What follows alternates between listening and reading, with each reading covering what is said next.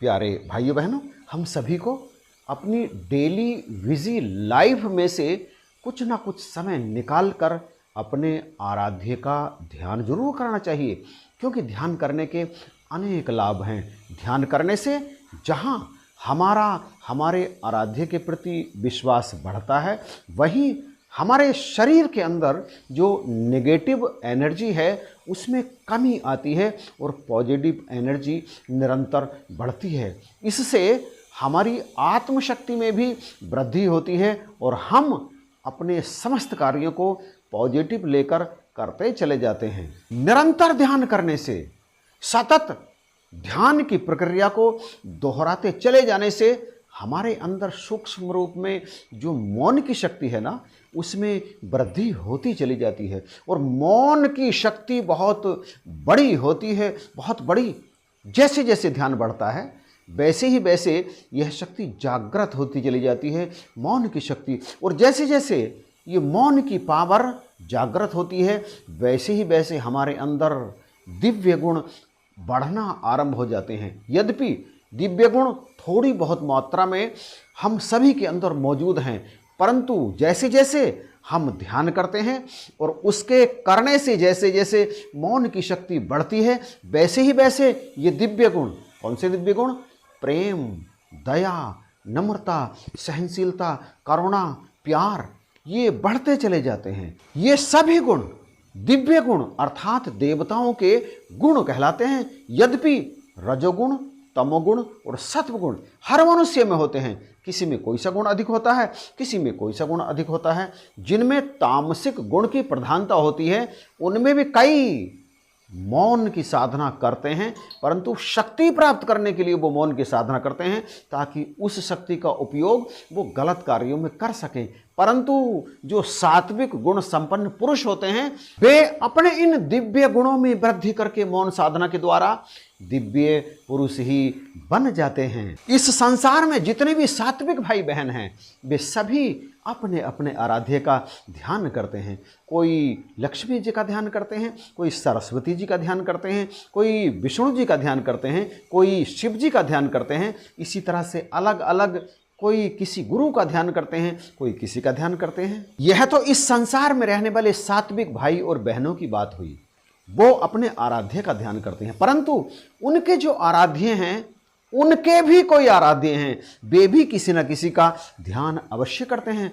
आप भगवान शिव जी का ये रूप देख लीजिए, भगवान विष्णु जी का ये रूप देख लीजिए, ये भी ध्यान में मौजूद हैं। ये किसका ध्यान करते हैं? एक बार ब्रह्मा जी ने यही सवाल इन दोनों से किया। ब्रह्मा जी ने कहा, हे प्रभु, आप दोनों समस्त देवों के देव हैं, आप तो समस्त संसार के शासक हैं, फिर भी आप ध्यान समाधि में बैठे हैं, आप कौन से भगवान का ध्यान कर रहे हैं? ब्रह्मा जी के विनीत वचनों को सुनकर श्री हरि विष्णु जी ने कहा, हे ब्रह्मा जी, समस्त देवता, दानव और मानव यह जानते हैं कि आप अर्थात ब्रह्मा जी समस्त जीवों की सृष्टि करते हैं। मैं अर्थात विष्णु सबका पालन करता हूं और रुद्र अर्थात शंकर सबका संहार करते हैं। परंतु फिर भी वेद के पारगामी पुरुष अर्थात जो वेदों को भली भांति जानते हैं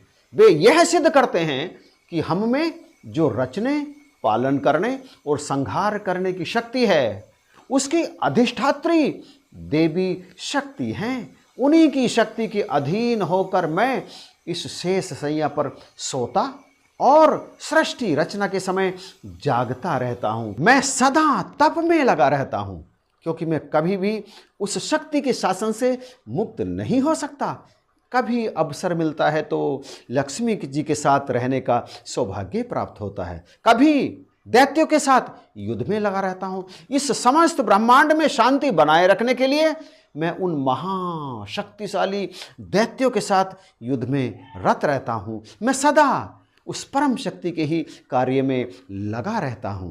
देवी भागवत पुराण में हिमालय को ज्ञान देते हुए माँ दुर्गा कहती हैं कि हे हिमालय, तुम एक उन्हीं शिव जो ब्रह्म हैं उन्हीं की आराधना करो जो प्रकाश स्वरूप हैं। वेदों में लिखा है, जो जन्मा या प्रकट है वह ईश्वर नहीं हो सकता। ईश्वर वह है जो अजन्मा है, अप्रकट है और निराकार है। श्री शिव पुराण के अनुसार ब्रह्म ही सत्य है, वही अविनाशी परमेश्वर है। और ऐसे अविनाशी परमेश्वर के दर्शन हमने किए हैं इनकी कृपा से। जब ये कृपा करते हैं तो वह ब्रह्म जो दिखता नहीं है दिखता है, जो अप्रकट है वो प्रकट हो जाता है, जो अजन्मा है वो जन्म ले लेता है। मेरे अंदर मेरी आंखों के सामने वो ब्रह्म अप्रकट होते हुए भी प्रकट हो जाता है। इस बारे में कबीर साहब कहते हैं, है कोई राम नाम बतावे,